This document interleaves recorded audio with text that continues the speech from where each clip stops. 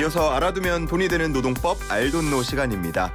자, 오늘 슬기로운 라디오 생활은 내년에 달라지는 것들 총 모음집인데 소득세법이 개정되면서요. 내년 1월 1일부터는 근로소득 가운데 식대 비과세 한도가 현재 월 10만 원에서 월 20만 원으로 상향된다고 합니다. 자, 이렇게 식대 비과세 한도가 상향되면 어떤 점이 달라지는지 소나무 노동법률사무소 김효신 노무사와 함께 알아보겠습니다. 화상으로 연결돼 있고요. 유튜브 통해서도 함께 하실 수 있습니다. 노무사님 안녕하십니까? 네, 안녕하세요. 반갑습니다. 네. 자, 오늘 이 식대 비과세 한도 상향 얘기 나눠볼 텐데 그 네. 전에 저희 슬기로운 라디오 생활 슬라고시 힌트 하나 또 주셔야 되잖아요. 네, 알겠습니다. 예, 혹시 방금 퀴즈 들으셨나요? 네, 살짝 들었습니다. 네. 약간 들으시면서 제가 혹시 노무사님 나이 물어볼까 걱정하셨나요? 아니요, 뭐 괜찮습니다. 제가 뭐 남자 네. 나이야 뭐 어떻습니까? 네. 아, 알겠습니다. 자, 네. 내년부터 바뀌게 되는 나이 이제 체계를 말하는데 생일마다 한 살씩 더 먹는 나이를 일컫는 용어입니다. 1번 만나이, 2번 연나이, 3번 새는 나이, 4번 야야야 내 나이가 어때서 라고 보기를 드렸는데 힌트를 하나 주실 수 있을까요? 힌트를 드리니까 네, 가득 찬 나이라고 생각하시면 되겠네요. 네. 가득 찬 나이요. 네. 가득 찬 나이. 1번 가득 차 만나이, 있는 나이. 2번 연나이, 3번 새는 나이, 4번 야이야이야 내 나이가 어때서. 좋습니다. 저는 이 나이로 바뀌게 되면 조금 어려지잖아요. 그렇죠. 생일이 지나기 전이면 예. 어려지는 경향이 있죠. 네. 보통 한 살이나 두 살씩 어려질 텐데 맞아요. 두 살은. 전 국민이 다 네. 좀 만만해지지 않을까 이런 생각도 해봅니다. 센스 있으시네요, 진짜. 한 살이니까. 감사합니다. 우리 노무사님한테 칭찬받으니까 네. 너무 좋네요. 그런 걸 해내야 되는데. 자, 오늘 알돈노 시간 주제는 식대 비과세 한도 상향되면 어떤 점이 달라지는지인데 이와 네. 관계없이도요. 혹시 일하면서 생기는 고민과 궁금증 있는 분들은 단문 50원, 장문 100원, 샵 0945로 보내주시면 우리 노무사님과 함께 또 상담하는 코너도 가져보겠습니다. 자, 그러면 오늘 주제부터 들어가 보겠습니다. 일단은 네. 그 비과세, 당연히 과세하지 않겠다. 세금을 네. 부과하지 않는다라는 말일 텐데 이게 금액이 정해져 있던 건가요? 네. 그 금액이랑 항목이랑 딱 요건들을 정해놨어요. 어디서 네. 정해놓는가 하면 요거는 소득세법에서 정해놓고 있거든요. 네. 그래서 비과세 소득을 쭉 정해놓고 있는데요. 대표적인 게 10대 육아수당, 차량유지비 연구수당이고요. 그동안 이제 비과세 항목의 대표적이었던 게 10대였죠. 그래서 여기 10만 원까지만 그 비과세 대해서 세금 부과하지 않았는데요. 이제 내년부터는 10만 원 상향해서 20만 원까지 과세하지 않게 됐습니다. 네. 네. 근데 비과세라고 하면 세금을 부과하지 않는다 그러면 식당에서 결제할 때 저 세금 빼고 10% 빼고 계산해 주세요 이러는 건 아니잖아요. 그렇죠. 이제 이 비과세라는 항목은 어디서 적용되냐 하면 그 근로소득자에 대한 비과세의 그 상향 조정인 거예요. 아까처럼 우리가 식대 먹으면서 결제를 카드로 하든 뭘 하든 그거하고는 연관없이 월급에서 포함되어서 지급되는 그 총액 중에서 식대라는 항목이 있고 그 식대의 금액이 30만 원이든 40만 원이 책정돼 있던 간에 거기에서 20만 원까지는 세금을 부과하지 않겠다. 이 얘기거든요. 네. 알겠습니다. 그 내용 잠시 후에 조금 더 자세히 들어보고요. 네. 앞서서 그 항목들도 정해져 있다고 말씀을 해주셨잖아요. 네네. 비과세 항목들 어떤 것들이 또 있나요? 이게 아까 말씀드리니까 육아수당, 차량유지비, 연구수당인데요. 네. 이것들은 그냥 요건을 갖춰야 돼요. 아까 말씀드리자면 육아수당 같은 경우에는 다 자녀만 있기만 하면 다 되는 건 아니고요. 네. 이것도 원래 이번에 아까 나오는 슬라이드는 고시 문제였지만 만 6세 이하 자녀가 있어야 돼요. 그러니까 네, 만 6세 이하 자녀가 있는 경우에 그 근로자 1인당 월 10만 원 이내의 금액이 비과세 처리되고요. 네. 이제 대표적인 게 또 차량 유지비를 또 많이 설정을 하세요. 근데 이 차량 유지비 같은 경우에는 우리 해당 직원이 직접 소유하거나 본인 명의로 임차한 차량에 대해서 그걸 업무에 이용하면 네. 월급에다가 20만 원까지 포함된 차량 유지비는 비과세를 해주겠다. 이거고요. 그다음에 연구수당도 이게 그 20만 원까지 비과세 되는데요. 다 연구수당 항목을 설정만 해놓고 20만 원 비과세, 20만 원 책정해 놓는다고 해서 다 되는 게 아니고 네. 이 그 연구소를 설립하고 그 연구원에서 관련 법에서 등록된 사람들에 한해서만 비과세 되는 겁니다. 네, 그다음에 또 우리 생산직 근로자분들 같은 경우에는 연체대 240만 원까지 원래는 더 상향됐을 텐데요. 그 연체대 240만 원 이상 그 한도까지 그 비과세로 처리됩니다. 항목도 있고 그 항목에서도 일부 요건을 갖춰야 한다라는 내용이었습니다. 네, 맞습니다. 네. 그 앞서서 식대 항목에 이렇게 월급 명세서에 보면은 따로 뭐 얼마 이렇게 배분돼 있는 경우가 있다고 하셨는데 네. 그러면은 그거에 따라서 뭐가 좀 달라지는 게 있는 건가요? 그렇죠. 이게 이제 10대 10만 원에서 20만 원 향상이 되면요. 예. 결국에는 과세하지 않는 금액이 늘어나게 되죠. 네. 그렇기 때문에 그 근로자의 입장에서는 과세가 덜 되니까 실수령액이 올라가게 되는 거고요. 예. 이제 받게 되는 최종 우리 급여 통장에 입금되는 금액이 올라가게 될 거고요.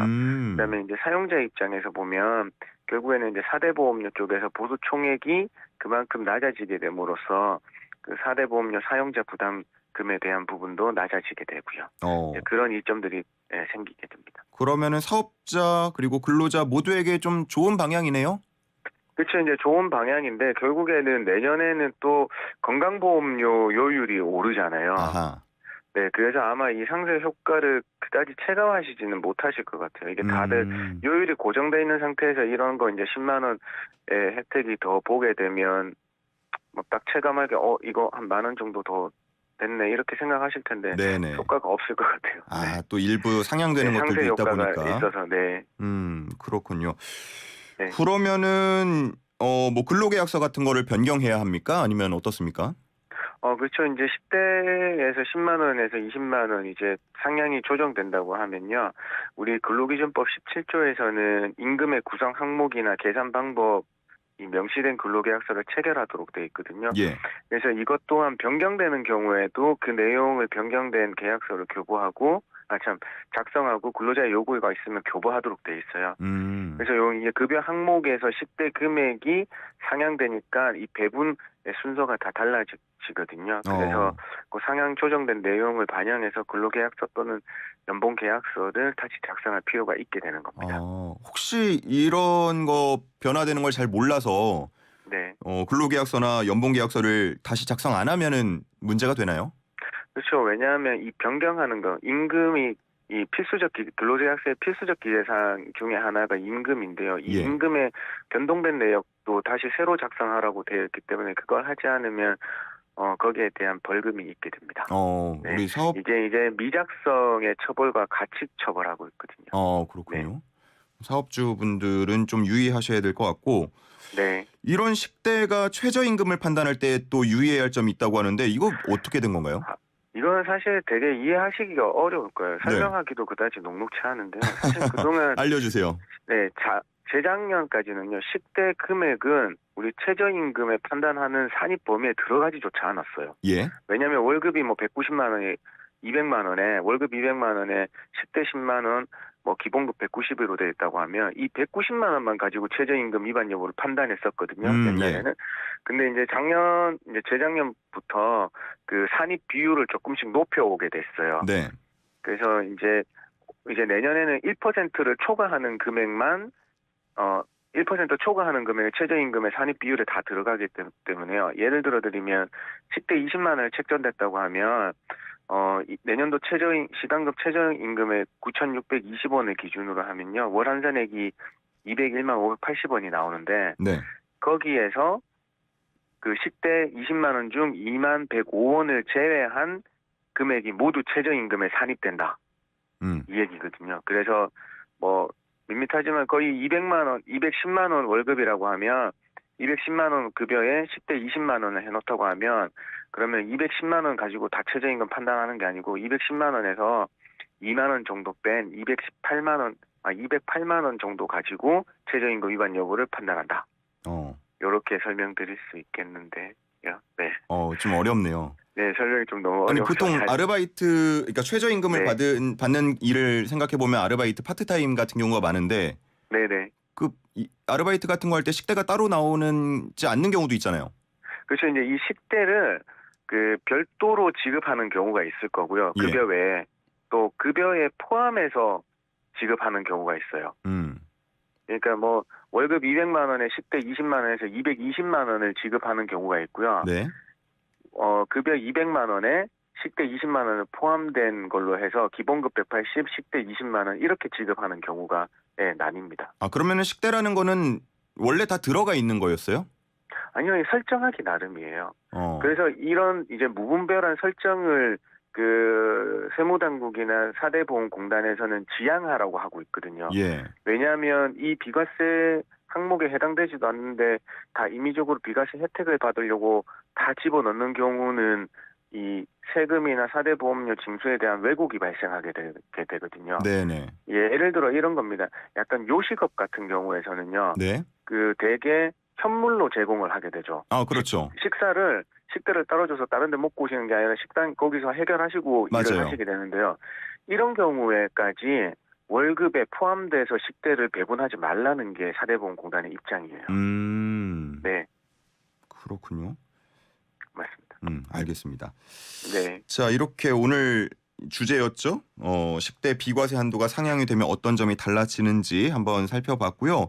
네, 우리 청취자분들의 또 노무 고민도 풀어보겠습니다. 네. 사장님이 세무서에 폐업 신고를 했는데 거래처 마무리 작업이 좀 남아서 그 후에 한 달을 더 근무하고 퇴사를 했다고 합니다. 그러면 퇴사일을 언제로 신고를 해야 되나요? 이렇게 물어보시는데요. 사실 이제 이 사대보험 상실일에 대한 문의 같아요. 그래서 사대보험공단은 사실 그 폐업 신고가 되면 자동적으로 그 보험관계 소멸 신고가 돼야 되기 때문에 사대보험 신고는 아마 폐업 신고일에 맞춰서 해주셔야 돼요. 네. 네, 그런데 이제 퇴사일 관련된 거는 퇴직금이 발생하거나 뭐 연차 수당 같은 게 발생하는 기준이 될 수 있기 때문에요. 네. 그때는 실제 퇴사한 날을 기준으로 해야 된다. 라는 거거든요. 그래서 이제 결국에는 이제 건강보험이나 국민연금은 그렇지만 고용보험 같은 경우에는 또 실업급여하고 연관돼 있어서 네네네. 이 가입 기간에 따라 실업급여 액수가 달라질 수 있거든요. 네, 그렇기 때문에 그때는 공단에다가 문의를 해서 실제 퇴사일을 기준으로 그 신고를 하는 게 맞습니다. 그래서 실제. 정리를 하면 건강보험이나 국민연금 같은 경우에는 폐업일을 기준으로 해야 되겠지만 고용보험 같은 경우에는 실업급여와 연관되어 있기 때문에 그 한 달 근무한 걸 더 인정받기 위해서 공단과 상의를 해서 신고일을 맞춰야 된다. 이렇게 말씀드릴 수 있겠습니다. 그러면은 뭐 국민연금이나 아까 말씀해주셨던 4대 보험 같은 경우는 한 달 동안 회사분은 어떻게 되는 건가요? 회사 부담분이요? 예. 네, 그렇죠. 그 회사 부담분은 이제 그 부가 고지되는 금액 때문에 그런데요. 그래서 이 부분 같은 경우에는 폐업 신고일에 맞춰서 그 부분은 뒤에 부분은 그 월할 계산되니까 나올 수도 있고 안 나오게 되는 경우도 발생하게 됩니다. 네, 왜냐하면 만약에 이런 겁니다. 11월 15일 날 폐업 신고가 되었다고 하면요. 네. 이 11월 보험료는 부가 고지되게 돼 있거든요. 네, 그렇습니다. 알겠습니다. 다음은 취업준비생 분의 고민인데 회사에 취직하면 꼭 4대 보험 가입해야 하나요? 선택적으로 가입 안 할 수도 있는 거 아닌가요? 이렇게 물어보십니다. 네, 네, 4대 보험은 이런 문의들이 많은데요. 예. 4대 보험은 사회적 부조거든요. 그래서 이 당연 자기가 외국인이나 비자에서 임의 가입으로 그런 거 설정되어 있지 않는 이상 모든 근로자라면 당연히 가입해야 되는 의무 가입으로 돼 있어요. 의무. 네네, 의무 가입이에요. 그래서 네. 본인이 싫다고 가입할 수 있는 그 선택의 여지가 없으시거든요. 네. 그리고 본인이 싫어서 가입을 안 하신다고 하더라도 여기에 대한 가입하지 않음으로써 발생하는 모든 벌칙은 우리 회사한테 가도록 돼 있어요. 그렇군요. 왜냐하면 회사한테 그 원천 가입 의무를 부과를 해놓고 있거든요.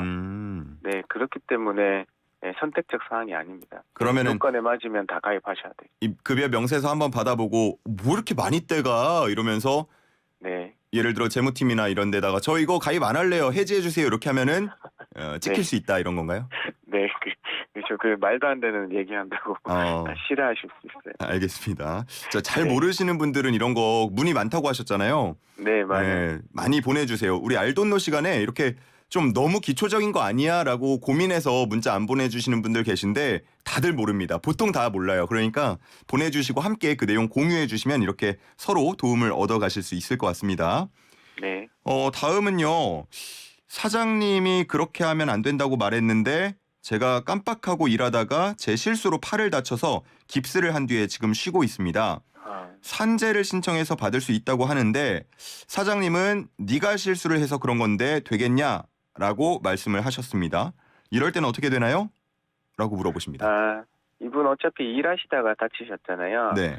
그 일하시다가 다치기만 하면 우리 산재는 무과실 책임 원칙이라고 해서 과실 여부는 따지지 않고 역시나 업무 수행성, 업무 관련성이 있는지 여부만 보고 업무를 하다가 다쳤다가 판단만 되면 산재보험으로 보상받으실 수 있으세요. 사장님이 알려준 방법대로 좀 어긋나게 하다가 다친 경우에도 그렇죠. 과실은 따지지 않거든요. 산재에서는요. 예. 네, 물론 사장님이 뭐 어떻게 사장님 지시에 잘 안 따른 건 있겠습니다만은 어쨌든 업무를 하다가 조작을 하다가 다치신 거는 분명하게 보이니까 네. 이 부분은 산재가 되시고요. 그 산재 동안 지출하신 보험 병원비와 그다음에 일하지 못하신 기간 동안에 본인 평균 임금의 70%를 받으실 수 있거든요. 네. 그 산재 신청을 보통 사장님들이 좀 꺼려하는 것 같은데 네. 산재 신청해서 보상받게 되면은 사장님들한테도 불이익이 가나요? 사실 30인 미만 소규모 사업장에서는 산재를 처리가 되더라도 산재 보험료에는 전혀 관련이 없어요. 네, 그렇기 때문에 산재 보험료는 전혀 연계를 받지를 않거든요. 예. 그렇기 때문에 이 산재를 꺼려하시지 않았대요. 네. 산재 다빈도 발생 사업장에 한두 건 발생한다고 해서 거기에 지킬 것도 아니고요. 네. 그럼 약간 자동차 보험처럼 많이 사고가 나고 이러면은 보험 할증률이 높아지고 더 많이 내고 이래야 되는 건가요? 이제 그거는 30인 이상 사업장에서 해당되는 얘기예요. 그렇다고 해서 우리가 자동차 보험, 사보험처럼 발생이 많이 난다고 해서 무작정 이제 보험료가 올라가는 구조는 아니고요. 대개 이제 산재 사고 발생 30인 이상 사업장에서 산재 사고 발생률하고 동종업계의 산재 발생률을 비교해서 거기에 비율대로 계산한 식대로 산재 보험료의 증감이 이루어지는 거거든요. 네, 그래서 3년을 또 비교를 하기 때문에 그다지 바로 산재가 발생해서 바로 보험료가 오른다. 이건 아닙니다. 오해가 좀 있을 수 있네요. 네. 요즘에 이전에 나왔던 얘기들 보면 출퇴근길에 다친 경우, 휴게 시간에 다친 경우, 그리고 업무 스트레스로 정신건강 관련된 진단 받은 경우 이럴 때 인정이 되느냐 안 되느냐 이런 얘기가 상당히 많이 나왔던 것 같은데 요즘 이 산재 인정 분위기가 어떻습니까? 흐름이? 사실 이제 저도 얘기를 들어보면 산재 인정 비율이 예전보다는 조금 상당히 많이 인정을 해주고 있다는 경향을 띠고 있다고 하더라고요. 네, 그래서 이제 결국에는 예전엔 잘 몰랐지만 지금은 조금 더 입증할 수 있는 방법들이 다양해지니까 인정 비율도 더 잘 나올 수 있지 않은가 하는 이제 생각이 들더라고요. 아까도 말씀드렸지만 약간 업무상 스트레스로 인한 정신질병 같은 경우에는 결국에는 우리가 더 적극적인 치료 노력이 있었고 업무상 스트레스를 확인할 수 있는 여러 자료들이 있잖아요.